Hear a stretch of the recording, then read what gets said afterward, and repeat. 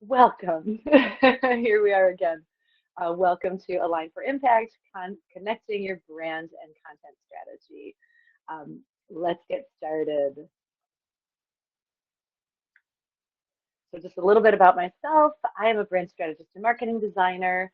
I'm also a blogger, speaker, and coach. I'm based in Chicago, Illinois. I have been in business since 2000. So I am celebrating 25 years next month, which is super exciting. I work with mission-focused organizations like nonprofits, of course, associations, higher ed, social entrepreneurs, and my motto is great branding for all. So that's what we'll be talking about today. Thank you, Erin. It's crazy. I can't even believe it's been 25 years, but it's been fun. So today we're going to talk about connecting your brand strategy with your content strategy, which is really exciting. So just a quick overview of the event, of the agenda for the session. We will talk about how branding improves content strategy.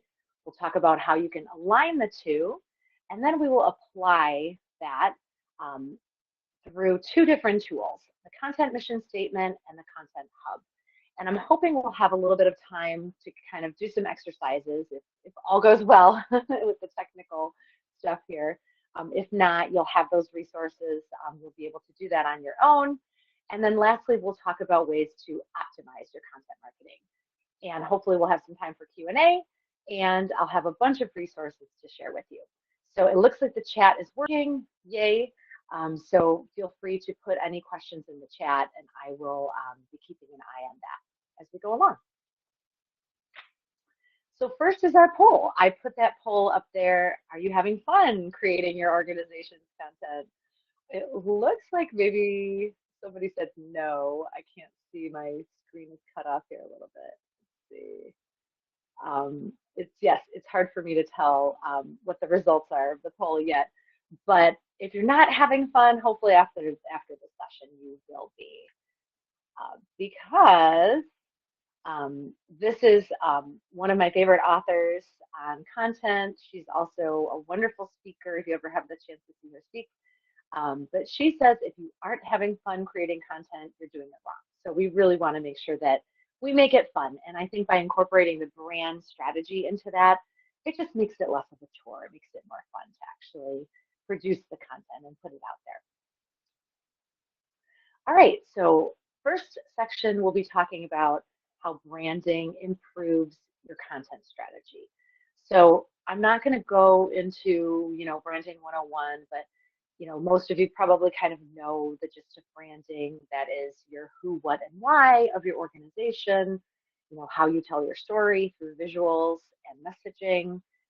But we want to put it all together with your content marketing so that this way it's cohesive, it's strategic, as we see here.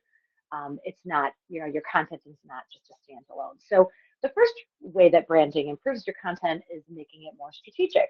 So it helps you to focus on the topics that are relevant to your audience. It helps you to create content that is directly related to your organization's goals, your strategic plan goals. And then you can also make improvements based on observations and results that you are watching as you're tracking your content, which is really important. And then the next way that branding improves your content is that it makes it more organized. This is part of it that I really love because I love organization. I love processes and tools, that can make things easier for us. So it makes it easier to create a framework. And I will be sharing some tools that will help you to do that. But you can also see how the different content pieces are integrated with each other, which is really important. And then it makes it easier to create new content and repurpose content. Repurposing is really important. We'll talk about that a little bit towards the end. And then lastly, you can see gaps or opportunities in your content marketing, which is really important. Again, because we want to constantly be analyzing and improving. Next, by incorporating branding, it makes it more engaging because, as I mentioned, branding is really about telling your story, your unique story. And if you can do that also through your content, people will connect.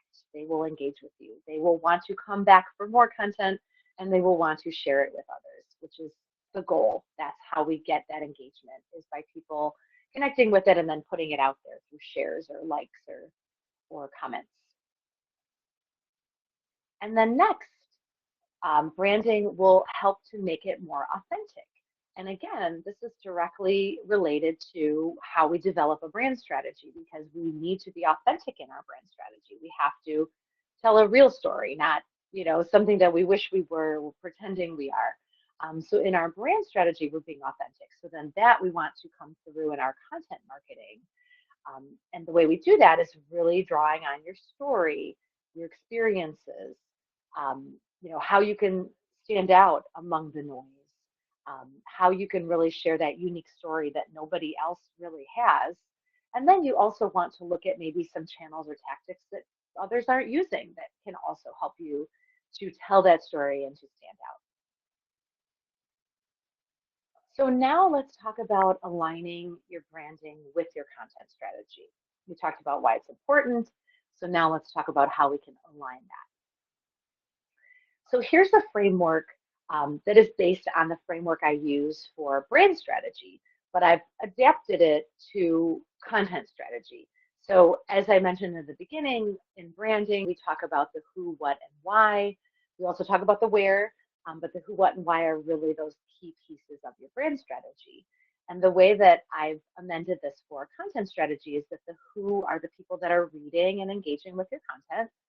The what is the problem that you are solving or addressing in your content, because we know we always want to be kind of thinking of those problems, pain points, things that we can help people with. And then the why is the reason why you are sharing content. And the where is kind of that umbrella of where you're putting out the content, literally the channels that you're using. And now we'll talk about each of those in a little bit more detail. So the who are the people that are reading your content, consuming your content.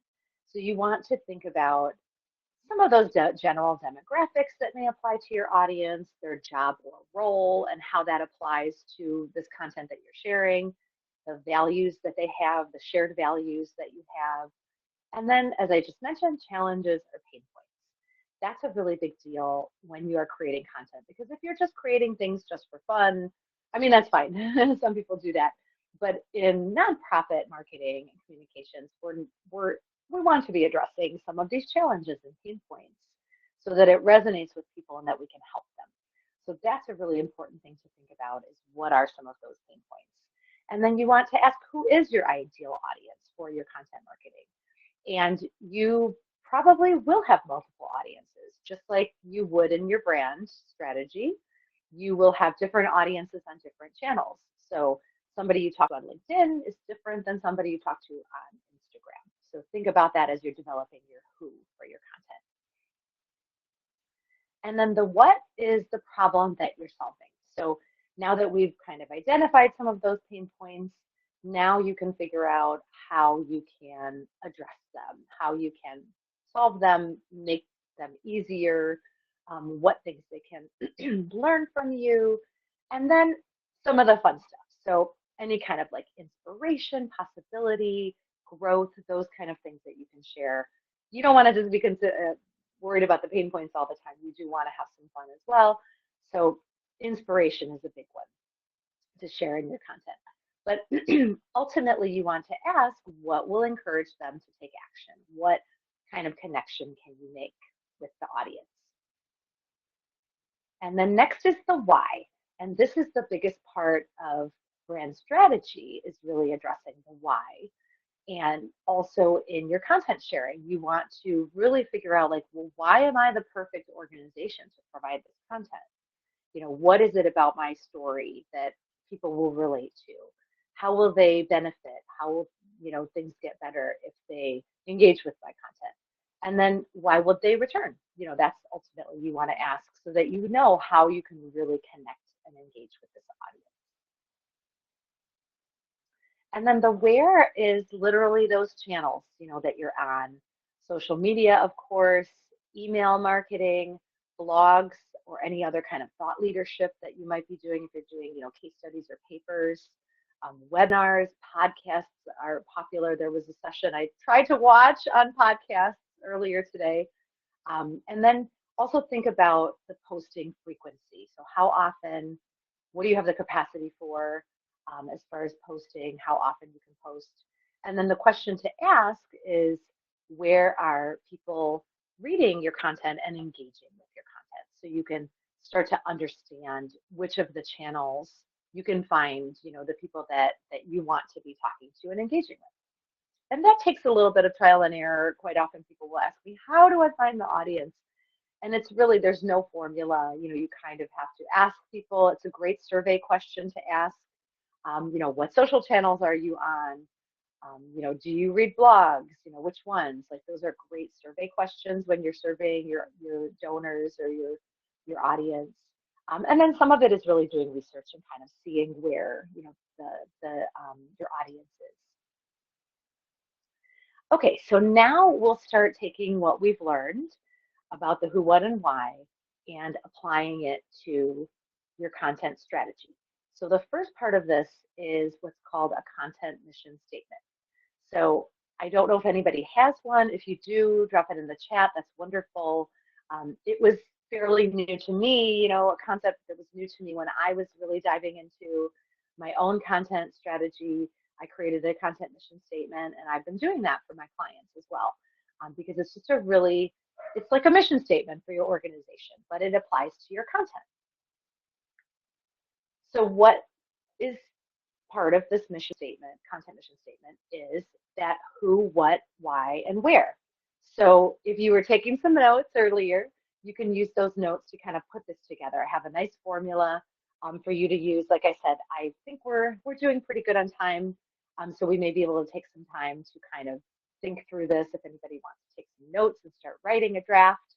But this is the formula. So your organization is the place where who, so that's where that audience that you've defined, you drop that in, gets what, that offers why, so that's kind of that unique perspective that you offer, found where, and then the where, as we discussed, were the social channels, the blog, email, wherever you are sharing your content.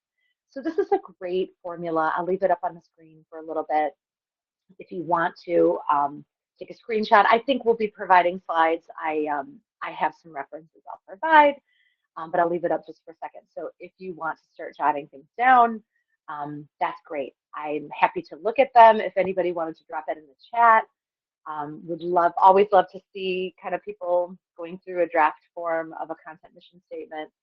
Feel free to do that as well. But in the meantime, I wanted to show some examples because I feel like it's always a little bit easier to do this when you see what other people are doing. So I've got an example.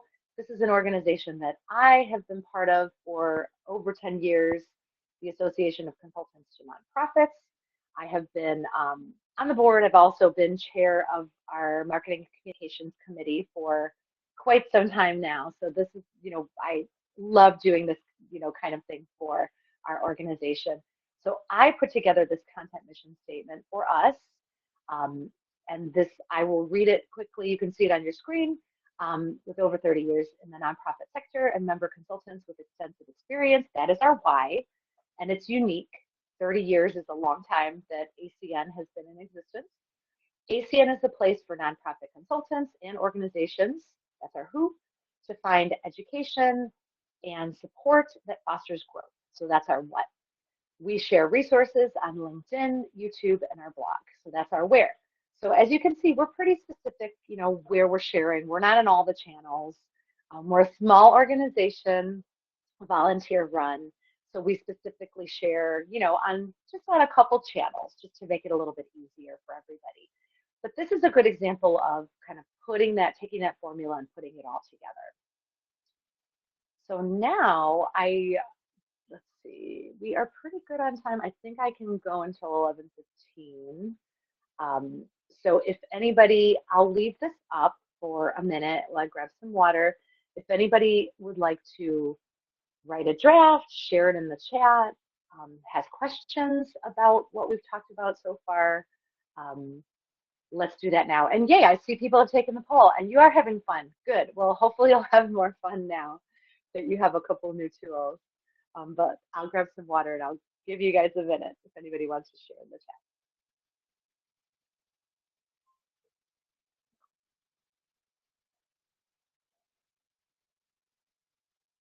And again, you'll be getting resources, so don't worry if you don't have the time or the energy to do this right now. You can do it later, and I will actually put my email in the chat. So this way, if you did want to share it at another time, you can do that, and I'm happy to take a look at it. Okay, there we go. So there's my email. Okay, great. So now let's move on to the second part of how we are applying branding to our content strategy. So we have our content mission statement. You know, it might take a few times. You know, I know I've rewritten the one for ACN several times over the years, just to sort of so it feels right to me. So it might take a few iterations to kind of get your content mission statement in a place where you feel good about it. And once you start using it, you know, you'll see, does it feel right? You know, once you start referencing it to produce your content. So the next part is what I call the internal content hub. So there is something called a content hub, which is more of an external type of tool. And that is when an organization, a brand, they have that on their website. And that is where they have like how-to guides, getting started, you know, branding 101. You know, if I have been meaning to put one on my website, I could have like a branding 101 hub where it kind of takes you through all the steps. So that's more of an external content hub. If you're familiar with that, you've heard of that. This is more of a concept where you create an internal content hub, which again is guiding your content marketing, helping you to create your content easier, make it on brand, make it strategic. So just to clarify, because I know, you know, people may be familiar with that regular kind of content hub. So what it is it's a place that you can, like the external hub, where you can organize, create content into themes, and those themes are determined by your branding. So that's why it's important to do this in steps and really think about the who, what, and why, write that content mission statement, and then start to create the hub, because you want to make sure that the themes that you're developing are going to be aligned with the strategy that you've created in your mission. So let's talk about how this one works. So we start with our content mission statement. So once you have that in a good place, that's where you're going to start. Then you will start developing topics. And I suggest starting with 3. I have like my main 3 topics are branding and, you know, nonprofit branding, of course, content marketing. I talk quite a bit about content. And then my third one, I probably have it here as an example, but you want to come up with 3 topics that are aligned with your content mission. So that's why, again, it's important to do these things in steps. So think about that. And then the next step, once you have those topics, is to determine what type of content you'll be creating from each of those topics. So for example, my topic of branding, I might say, oh, I'm going to do a blog series that's called, you know, Branding 101. And I'll go through all the different types of, you know, the steps in branding. Or maybe I'll say, oh, I think I want to, you know, do a podcast that talks about nonprofit branding. So all of these things you want to start, and this is a good place for the kind of idea dump. So just kind of start brainstorming, you know, what type of content could you create from those topics? And don't edit yourself out. You know, this is a good place to really just, the sky is the limit, whatever you can think of. So then from that content type that you've determined, that's when you start to form the idea. So if you decided I'm going to do a blog, then you would start writing your draft. You'd start, you know, figuring out what kind of imagery you want to use, or do you need infographics, or do you need quotes? Do you need to do any research? If you're doing a video, that's where you'll start to put together your script for your video. Again, kind of think about, will you have props? Will you, you know, do it live? So that's where you're just starting to develop the idea for each of those. You know, start with the topic, figure out how you want to express that topic, and then start coming up with the ideas. So here's an example. Again, I always like to show examples just to kind of make it a little easier to understand. So here's an example again from ACN. I pulled a little snippet out of the content mission statement so you can see how it sort of will drive these topics. So as we know, 30 years in the nonprofit sector, our goal is to share growth resources for nonprofit consultants and organizations. So our first topic is nonprofit consultant stories. That makes sense. That's our member base. The second topic is best practices for nonprofit consultants. Again, we want to address, our members' needs, pain points. And then the last topic is growth resources for nonprofits. So again, that's like our sub-audience. Our consultants, our members work with nonprofits, so we want to make sure that we are addressing that as a topic as well in our content hub. So here's an example from that first topic, so consultant stories. So this is a really fun one. I love doing this in our organization. We started this series called Member Spotlight, which, as the name suggests, highlights a member in the organization. And we do a little mini interview with them. And then we share that on social media. We share in our newsletter, email newsletters. And it's just a great way for us to really share the expertise of our member base. And then the second way we do that is in our newsletters, email newsletters, we have something called Collaboration Corner. And this started out as a blog post as well, where we highlight members that collaborate with each other, because this quite often happens in our association where people pair up to work on a project, submit an RFP. And this is another great way that we can share our members' expertise. So we're doing that in social, we're doing that in email as well. And then the second topic, best practices for nonprofit consultants, we also want to address that pain point that they have of like running their business. How are we going to help them run their business? So the first example is a blog that was written based on a conversation in one of the member groups where people were talking about their contract and asking questions. And we turned it into a blog. So we turned it into this resource that members can use to improve their own contracts based on feedback from fellow members. And then we also, similarly, people were asking for client gift ideas. We got a wonderful amount of examples, and we put that together into a blog. So again, like it's coming up to be that time. I even mentioned it to someone just the other day, like, hey, go back, check out our blog. We've got great ideas for client gifts, that our fellow members have suggested. So this is a great example of how we use topic 2 in our blog.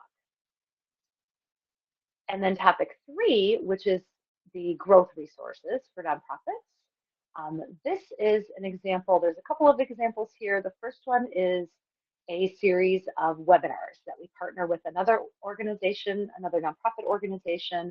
They come to us for our subject matter experts, and together we put together these educational free webinars for nonprofit professionals, which is great. It's a great way that we can connect with them. We can help them grow through the expertise of our membership. And then the second example is on our blog. We also have some particular blog topics that are nonprofit facing that we want to use to help them to grow in their organizations as well. So those are some examples. Hopefully now you're starting to kind of see how it all sort of comes together, starting with that who, what, and why, developing that content mission, and then really kind of playing it out into that content hub. And again, like we had sort of a short period of time today, so I did a very, high level overview. Happy to chat about any of those things. You'll have my contact information. But like I said, I love structure, and I love these tools that help us create structure in our content marketing so that it makes it easier, more fun, even though everybody's having fun, according to the poll. But still, we can make it a little more fun.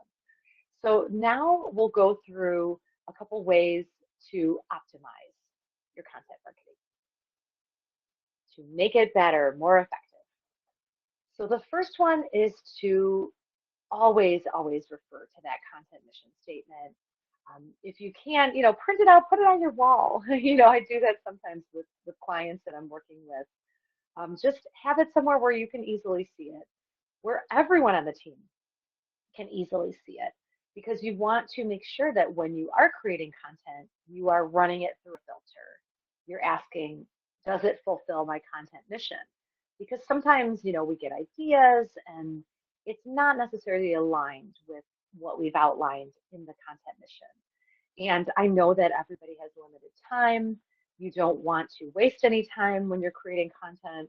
So you want to make sure that every piece that you're creating, everything you're putting out there, every campaign you're creating is really aligned with that content mission. As I mentioned, you want to share it with your team.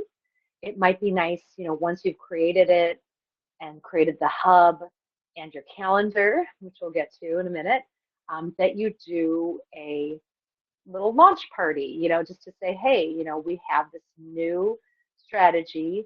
We want to review it with everybody, that will be working on it. So maybe internal team, any outside vendors that you partner with to develop your content.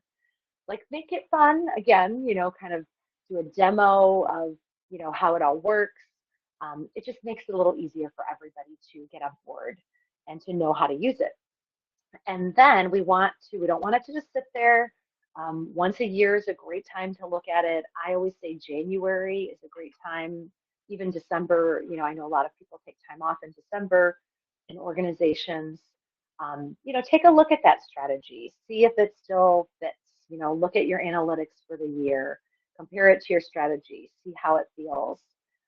If you need to maybe make some adjustments, that's a good time to start fresh. And then the next way to optimize your content is a content calendar. I love content calendars, couldn't live without it. I have created a template. It'll be in the resources, so everybody will get access to that. But a content calendar is so important, first of all, because it keeps everything organized. That's important. It helps you to create that consistency. You can easily look at your calendar and say, oh my gosh, we haven't posted in 2 weeks. You can see that visually.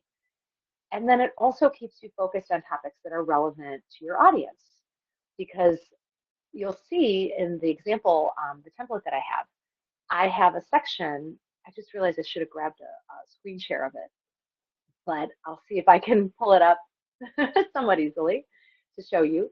I have a tab in the content calendar where I have my topics. You can keep those topics in there from your content hub. So you can make sure that, you can easily see that you are addressing those topics that you've established that are, that are relevant to your audience.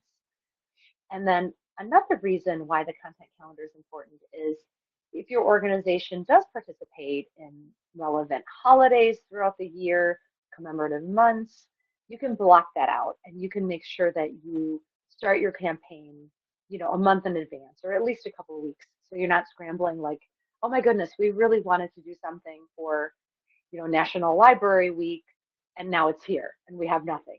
So this way you have it's on your calendar, you have time to prepare, and then every year you're ready for celebrating, whatever it is that time that you'd like to do. And then again, another reason why I love the calendar, I kind of touched upon it, was because of the visual aspect. You can see gaps. You can see, oh my goodness, I haven't posted a blog in 2 months, or I haven't kept up with this weekly campaign that we're doing, So, and color coding, that helps too. Then you can really see those gaps. But I feel, I'm a visual person, but I think in general, a lot of people, it helps to see things visually, to notice where there are those gaps in outreach or an opportunity that may have been missed. And then lastly, it makes it easier to repurpose. So we talked about this briefly. I think that's my next slide. Let me jump to the next slide before I go crazy talking about repurposing.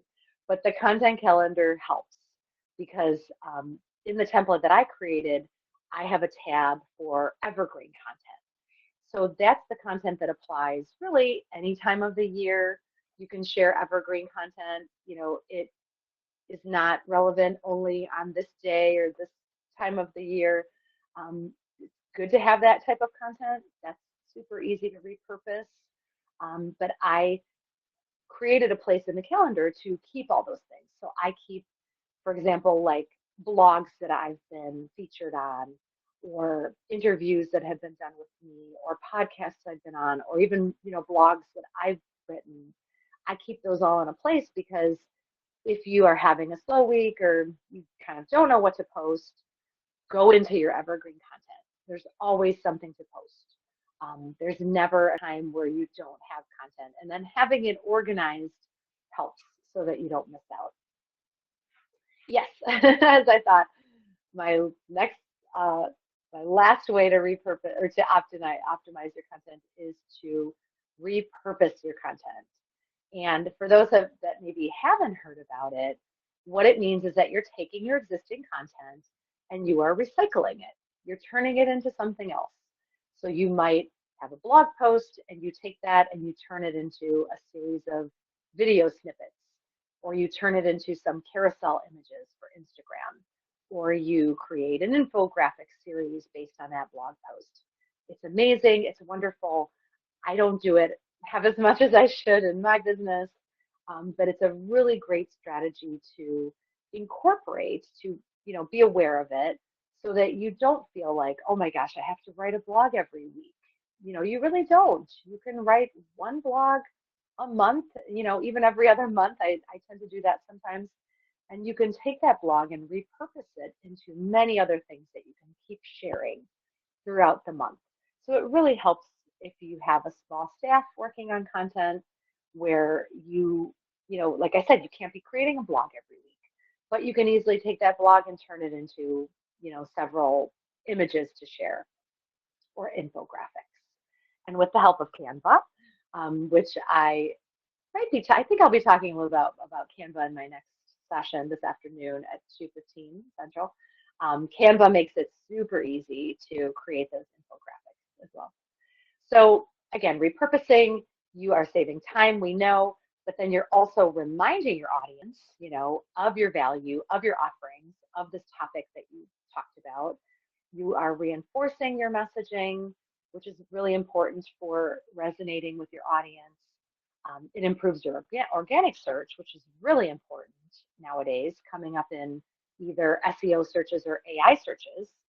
And then also you can create new content marketing offerings, which is really cool because you might write a blog and then decide, oh, this would be a really cool video series. We never thought of doing that before. So it's just a nice way to brainstorm as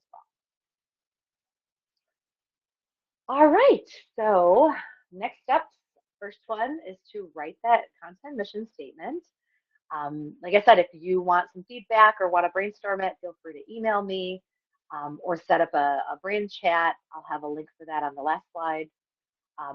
The next step is to determine those top 3 content themes. Again, you may have more, but it's good to start with 3, and then from those 3, you can have kind of subtopics. I think it's better than having like 10 topics. Just have 3 main topics, and then you can always create subtopics out of those to stay organized again. And then the last one is to either create or update your content calendar. So if you have one, maybe you want to update it based on the template I'm going to share with you and some of the things we've learned today. If you don't have one, run now, get my template, start creating it. Again, I'm happy to help with any guidance. I have done sessions just on creating a content calendar, so keep an eye out for that. I'll probably be doing one of those in the near future again. But yeah, so hopefully you've been inspired to start with these 3 steps. They're pretty easy, and I am available to help if needed. So I'd like to end with a quote from another content expert who I really love, following his resources. He's written a great book. I should have had these books on my desk. It will be in the resources. Also a speaker like Anne, which was the first quote I shared. But his quote says, if we produce something original, that will have a better chance of rising above the noise. And I think that's really the whole point with aligning the content with your brand strategy, is that it is original. It's not something that everybody's read already, because it is aligned with your unique brand story. Nobody else can tell your story, and that includes in your content as well. And that's what I have for you today. So I will leave this slide up. There's some quotes here. The first one right up here. Can you see my cursor? I don't know if you can see it. Right up top here, these are the resources. So that is where you'll find the content calendar as well as like book recommendations, blog posts to read. So make sure to get that one. That is free. I also have a Canva branding session. If you need some help with Canva, feel free to join that, to sign up for that one. It's a 60-minute session. We can kind of work on anything that you would like in Canva. And then the last one is, I mentioned the brand chat. So that's if you wanted to talk through your content calendar or your content strategy, feel free to book one of those. Always happy to talk to people about branding and content marketing. And then I've got a couple sessions coming up. And if you're in Chicago, I'm doing a couple of sessions on Canva, as I mentioned. And then I do monthly, Ask Me Anything sessions on nonprofit branding on Zoom for anybody who'd like to drop in. So thank you. We have a couple minutes left, I think, before I'll get kicked out of here for the next speaker. So if anyone has questions, I don't know if I can even see who's here. Oh, yes, there are. Okay, yes, there are people here. I was hoping I wasn't talking to myself. But I will stick around for a couple more minutes, like I said, until I get kicked off by the next speaker. If anyone does have questions or just want to hang out. And thank you, Chris, for your comments. I appreciate that. I'm glad that I made it through with minimal difficulties. Grateful for the chat telling me I was on mute. That always helps.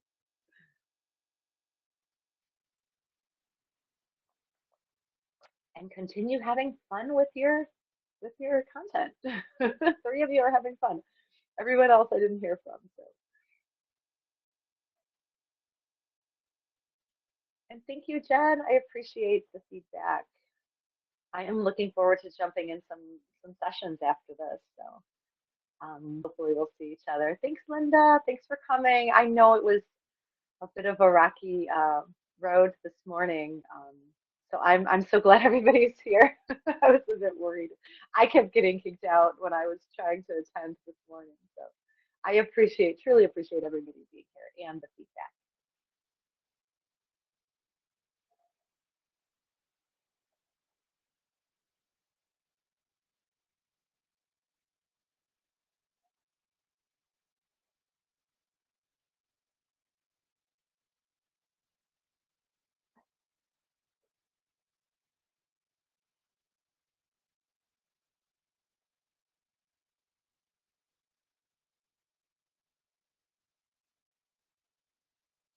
Okay. Oh, I do have to log off. The next session is in a couple minutes. Okay. Thank you, everybody.